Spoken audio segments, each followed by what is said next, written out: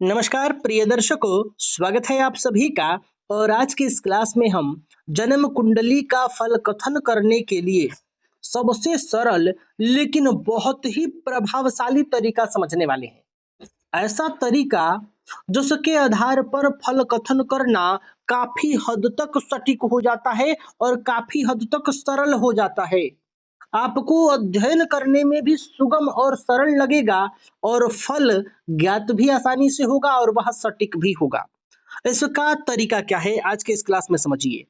मैं आपको यह भी बता दूं कि मैं अपना अनुभव बता रहा हूं कि यह तरीका काफी हद तक मेरे अनुभव में खरा और सटीक उतरा है। इसके आधार पर काफी हद तक सटीक फलादेश किया गया है। आइए इस तरीका को अब आपको मैं बताता हूँ। प्रिय दर्शकों, जन्म कुंडली में 12 भाव हैं और आपको पता है कि इन्हीं 12 भावों से जीवन से जुड़ा हुआ प्रत्येक सवाल देखा जाता है, प्रत्येक बात विचार किया जाता है।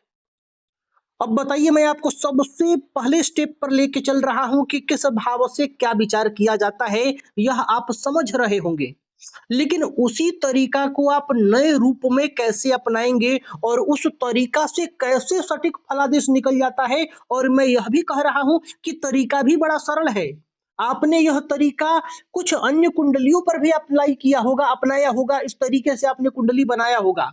लेकिन आज इस विषय को आप समझिए, फल कथन आप बड़े ही सरल तरीके से करने लगेंगे। आपको पता है कि कुंडली का जो 12 भाव है, प्रत्येक भाव से कुछ ना कुछ बातें विचार किए जाते हैं। जैसे कि दूसरा भाव है, ये धन का है, इस भाव से हम धन का विचार करेंगे। ये हमारा दाम्पत्य जीवन है, ये हमारा कर्म क्षेत्र है, यह सबको पता है। अब इसका अप्लाई कैसे करेंगे? तो जब आप लग्न कुंडली से विचार करते हैं तो पूरे जीवन का विचार करते हैं। आपको धन के बारे में विचार करना है तो लग्न कुंडली पर आप क्या देखते हैं? जन्म कुंडली का दूसरा भाव देख लेते हैं। कार्य क्षेत्र देखना हो तो दसम भाव देखते हैं। दाम्पत्य देखना है तो सातवां भाव देखते हैं। लेकिन अब आपको करना क्या है, आप नए तरीके से देखिए। ये जन्म कुंडली हो गया। अब आपको यहाँ धन देखना है, धन के बारे में कुछ भी बात विचार करना है तो आप दूसरा भाव देखते हैं।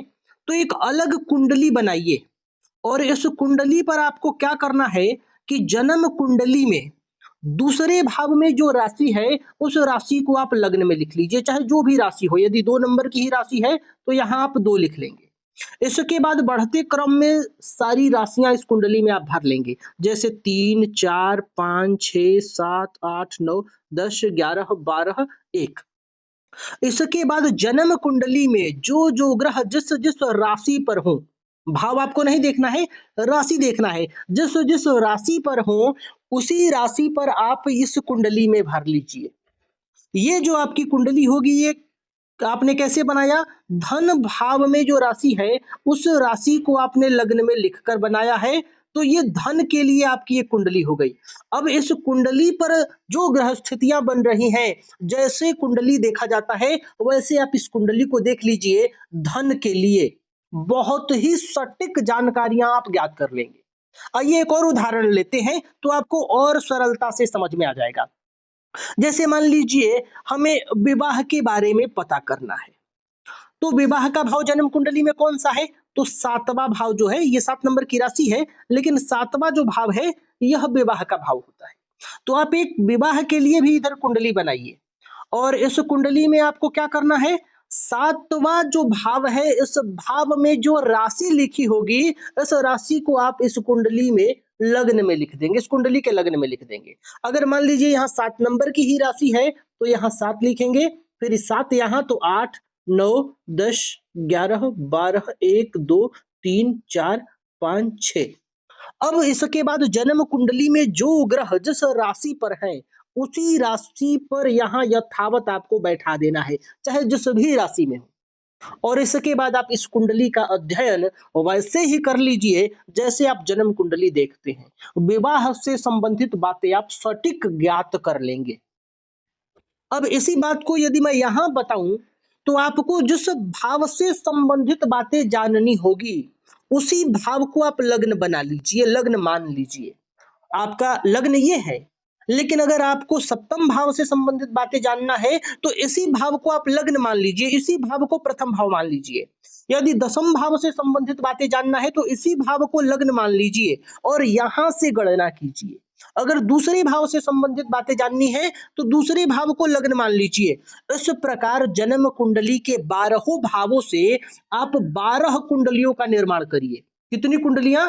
12 कुंडलियों का निर्माण, 12 कुंडली का निर्माण करिए।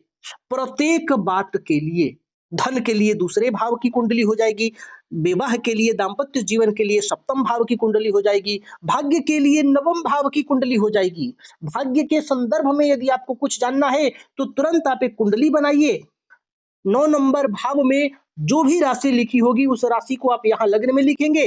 इसके बाद जो राशियां यहाँ आएंगी उससे अगली राशि यहाँ, फिर 12 राशियों को आप इस कुंडली में बैठा देंगे और लग्न कुंडली में, जन्म कुंडली पर आप फिर आएंगे, देखेंगे कि कौन कौन से ग्रह कौन कौन से राशि पर हैं, ठीक उसी राशि पर आप यहाँ बैठाएंगे। इसके बाद आप इस कुंडली का अध्ययन कर लीजिए। भाग्य से संबंधित जो भी बातें आपको जानना है, लक्ष्य से संबंधित जो भी आप जानकारी इकट्ठा करना चाह रहे हैं, जो भी फलादेश करना चाह रहे हैं, वो आपका काफी हद तक सटीक हो जाएगा। अब मैं आपको बताऊं कि मैंने शुरू में ही कहा था कि इस तरह से आपने कुंडलियां बनाई भी होगी, तो आपको लगेगा कि ऐसा तो मैंने कभी कुंडली बनाया ही नहीं। तो चंद्र कुंडली आपने बनाया है, सूर्य कुंडली आपने बनाया है। सूर्य कुंडली और चंद्र कुंडली आप कैसे बनाते हैं?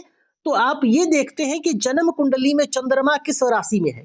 मान लीजिए चंद्रमा यहाँ पर है तो ये 7 नंबर की राशि आप लग्न में लिखकर यहाँ चंद्र कुंडली का निर्माण करते हैं। तो जैसे आप चंद्र कुंडली और सूर्य कुंडली का निर्माण करते हैं वैसे ही आप लग्न कुंडली से 12 भावों की कुंडलियों का निर्माण कर दीजिए और जो भी बातें विचार करनी है उसी भाव को देखिए, उसमें जो राशि है उसको आप लग्न में बैठा लीजिए। यानी जन्म कुंडली पर आप समझिए तो उसी भाव को आप लग्न मानकर कुंडलियों का अध्ययन कर लीजिए। उस भाव से संबंधित फल आपको सटीक मिल जाएगा। काफी हद तक सटीक जानकारियां आप प्राप्त कर लेंगे। तो प्रिय दर्शकों, मैं उम्मीद कर रहा हूं कि आज का यह क्लास आप समझे होंगे। यदि कहीं कुछ समझ में नहीं आ रहा है तो वीडियो के कमेंट बॉक्स में अपना प्रश्न रख सकते हैं। हालांकि मैं उम्मीद करूंगा कि इस विषय को आप समझ गए होंगे। आज के लिए बस इतना ही, तब तक के लिए हमें अनुमति दीजिए। नमस्कार।